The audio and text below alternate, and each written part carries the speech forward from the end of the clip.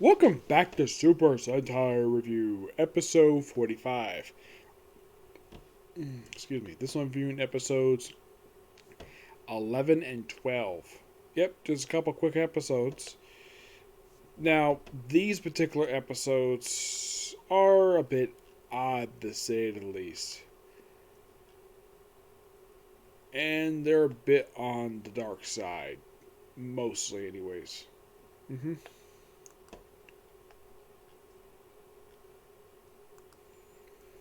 Yeah. First one involves basically Green Halo railing your hands on souls for some reason, so sending out this tire monster. Yes, this tire monster. She has a weird reaction when the tire monster shows up. It's like, what? Like, she's aghast at the fact that he's basically acting this way. So he attacks the kid named Nikio, which I believe this is probably him and his sister's only appearance in the series because they're just quick guest stars. And throughout the whole thing, they're trying to get his soul back. And this one I thought was really interesting. Like, we actually have, first time ever in the series at this point, where we have General Hedra talking to Denza Red. Because these two have never had a conversation before the series. They briefly exchanged a little bit of couple blows in episode number 9. But actually it was episode 10. This one, no. So, they also apparently had another plan aside from stealing souls for a reason. So, they end up kidnapping Denza Red by trapping him and electrifying a net he's in and drag him off the location to get his Denzi stone. Yeah, that thing in his forehead, I thought it was just a computer. Nope, it's a Denzi stone, probably the sorcerer's power. Why do they want it? No idea. They never actually say. It's like this thing, like the most interesting part of the episode, and it comes up completely out of nowhere. Yes, this is something I think is quite strange. So, they even have, they have a morph. They still capture it. They take off the ring. Yes, the ring is removed by the general. Which this is something, though. As far as I can tell, in the two previous Sentai I watched, the Red Ranger was never captured. Well, not captured to this extent, to the point where they take away his actual morpher. Because did this happen in Battle of Japan? No, he was never captured in the series. He was never captured. In any case, this one, yeah, he became. I think he was also technically in the way the first Red Ranger ever captured in Super Sentai. Like I think of, I don't know if this happened with Aka Red. I have no idea. It could have, but I have no idea. So they try to get rid of the stone, and they try smashing it, cutting it, doesn't work. So puts the ring back on his hand in order to get the stone that way. And of course, General's like, "Do me." He's like, "No," and then he tries to tempt him by forcing him to morph in order to smash this particular thing, and he gets trapped in a cage, and somehow he must activate like SOS, so his motorcycle they just happen to bring along with him ends up basically autopiloting right through a freaking wall, even though motorcycles can't really do this, but because it's actually animated technology, it's perfectly fine. And by the way, the Joan just completely disappears as soon as he morphs. I'm like, what the heck happened to the general? He just disappeared. I thought that was weird. Like, there he is, like, sees the morphin sequence with Deca Red, not Deca Red, Denzi Red, and then after he traps him in the cage, he disappears. Like, what the heck? As far as I could tell in the episode, there was no explanation. It's like, oh, he just gone. Did he disappear off screen? I have no idea. So, breaks out and ends up fighting the actual. Well, in the case of Tire Monster himself, we actually have a civilian actually go after one of the monsters. Which this is something though, because in the case of Bad Fever J, we've had like one of the recurring characters have an interaction with the monster. But not to the point where it's a one-shot character. That's interesting. I never thought this Super Sentai series would do this. Now, did Jack do this? Not really, no. Did Beverly J do this? Nope. They did with a recurring character, not with a one-shot character. Then eventually, of course, they do battle him in giant-sized form, and they pretty much defeat him. Now we move on to episode 12, which this one is simply, let's basically steal... Okay, starts out with these 5 kids. Now, I've seen this in an actual anime where you have one kid carrying all these backpacks for all his friends for like a certain period of time. Then, of course, by rock, paper, scissors, and they take turns.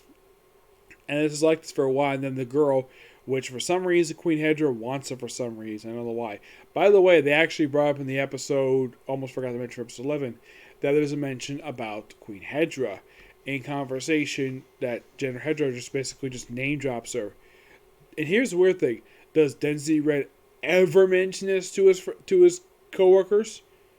No, they don't. I thought this is kind of weird. So, in the case of the very next episode, what happens where the girl who is with this group of kids, she goes off and she spots a rose. And then she touches the thing, cuts her, apparently she gets knocked out, and then kidnapped by the girls. Now, why this specific girl? I think they suspect because this girl is connected to the Desert Ranger, so kidnap her for some reason. Why do they suspect her being connected to them? No idea. So, they end up copying her in the most strangest way possible. Okay, let's have this rose monster, which by the way we don't. This actually is the first time in the series that I can think of we don't see. I think it's the first time since the pilot episode that we don't see when the monster grows. It grows in the little maturation chamber.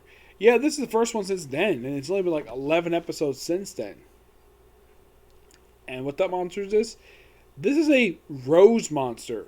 Yes, a rose monster, and it's covered with thorns. Now, what it does is next is quite weird. Like, it pours like this, like almost look like water, but it's like this green juice on the girl. And then sprouts a vine, look like out of her belly. I'm not sure where the heck this was, to create this giant fruit. Now, what's inside the fruit? Another girl. What the heck happened here? The way they explain it is that this is a copy of the girl they just kidnapped. We're also introducing this episode to a recurring character who does appear for pretty much the rest of the run here. Her name is Shizuko Misiko. Yeah, she's actually an old friend of Denzi Green. Yep, old friend of his. And she's a bit of a ditz. So she's called up about the girl getting kidnapped, and then of course she just happens to run into him right after the girl came to their base, well, their main strategy room,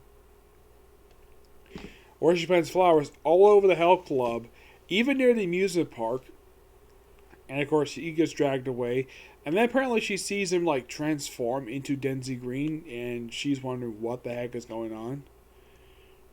Now I should point out though, it seems as though when it comes to Denziman, it seems their identity is not public knowledge. I thought it was, and then it turns out, nope, they're not. I thought that was kind of weird.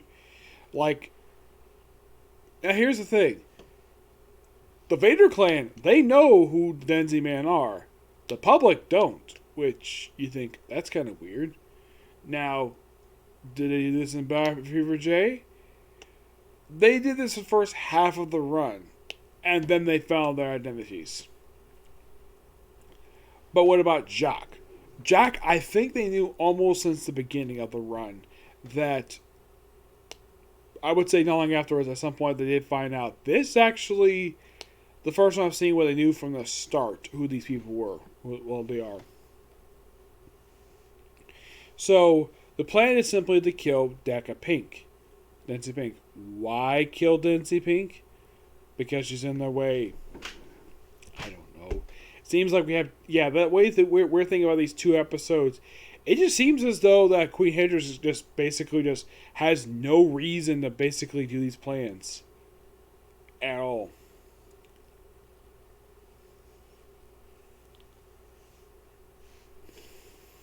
So, tries multiple times to kill Densi Pink. Fails. Stabbing her, pushing over the side. Everything fails. And then we have the monster come back to Vader Castle, which, that's different. They've never done that before in this series. Where at this point, whenever the Vader monster is created, it goes out of the field and stays until it was destroyed. This actually is the first time I could think of where this is our first. The Vader monster go back to the base, because never did this before. In the case of Jock, this happened a couple times. But what about, let's say, Battlefield J? I think it's happened a few times where the monster actually went back to the base, which is interesting. This one, well, first time. So, since that plan failed, so have the copy girl recruit her friends, make copies of them, give them tiny grenades. Yes, grenades to try to go to Denziman and blow that up. That's the next plan. Okay. And of course, Chizuko follows them around, and of course she smells a secret the whole time. She eventually does stumble into the strategy room, which that's interesting. Yeah, she just stumbles in. Yeah, and then eventually they do find the kidnapped kids after finding out that the kids that they discovered are actually plant people. Have taken them out, and I think it's actually Denziman Green hears a girl's voice, so they go rescue them because they're nearby. And then they use Denzi's shower on the girls. Well, not the girls, the kids. I don't know what I say girls for.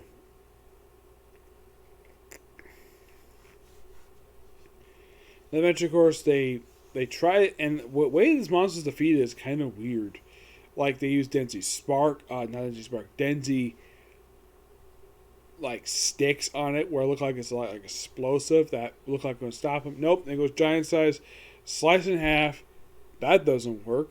It shrinks down, and then eventually it's destroyed by the Denzi boomerang, and then cuts the footage of the monster being cut in half.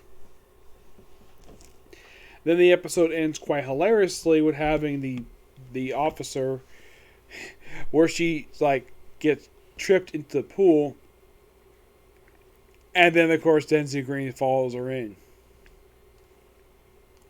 At least his character will come back, which I do appreciate that. But in the case of this episode overall, in the case of these 2 episodes, the best thing I thought of episode 11 was the plot to remove Denzi Stone, despite the fact this thing came completely out of nowhere. It's like, oh, the soul thing basically is not working out. People are losing interest. Let's steal the stone from the Denziman for reasons, and let's kidnap him. Which, that's interesting. Yes. I mean, that plot was very interesting. There 12... Was there anything big as that, per se? Well, the new character, I found her to be interesting. Very lovely woman. But in the case of that, well, not much else, really. It's just 2 really odd episodes, to say at least. Like, 2 kind of very similarly plotted episodes. Where stuff happens for, like, no reason. Like, oh, let's just basically have this plan that's barely explained. Like, why the souls for? Are they plan to kill them for some reason? I don't know why. It's kind of weird. Okay, so that's it for this particular review, and that's it for this night. Now, I was going to start up a new anime right at the episode 12, but I figured, though, I have been waiting for Super Sentai for quite a while. I will still continue doing new anime. Don't worry about that.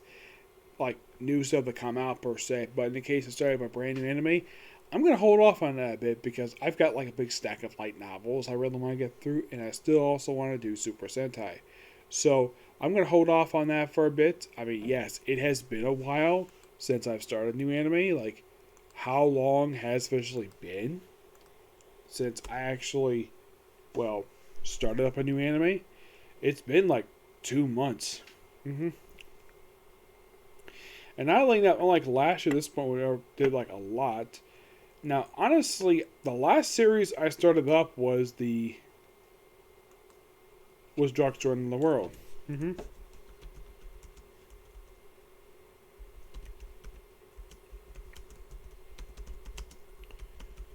And that was just like 2 months ago. Mm-hmm. So will I still start up Welcome to Demon School?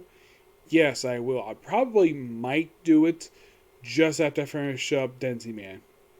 Probably, but I really want to continue this. I'm really just interested in it. Okay, so yeah, that's it for Cycle Review. Stay tuned for tomorrow for my reviews for, well, Drugstore in the World, obviously, Miss Kobayashi's Dragon Maid, and more Super Sentai. Okay, next video. Bye.